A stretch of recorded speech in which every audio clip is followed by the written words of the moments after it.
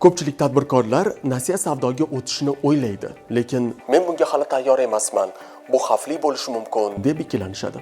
Aslida nasiya savdoni yo'lga qo'yishning aniq shartlari bor. Bugun shu haqida gaplashamiz. Biznesingizda nasiya savdoga talab bormi? Agar mijozlaringiz bo'lib to'lasak bo'ladimi deb tez so'rashayotgan bo'lsa, demak talab bor. Raqobatchilaringiz allaqachon nasiya taklif qilayotgan bo'lsa, siz ham ulardan ortda qolmasligingiz kerak. Moliyaviy oqim barqarormi? Nasiya savdo orqali ko'proq mijozlarni jalb qilishingiz mumkin, lekin pul darhol emas, bosqichma-bosqich tushadi.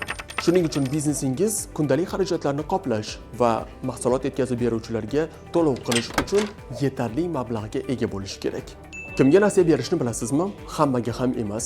To'lov qilish qobiliyatiga ega bo'lgan mijozlarga nasiya berish juda muhim. Xo'sh, bunday mijozlarni qanday aniqlaysiz? Ayken biznes sizga mijozlarni tekshirish va xavfsiz nasiya savdoni yo'lga qo'yishda yordam beradi.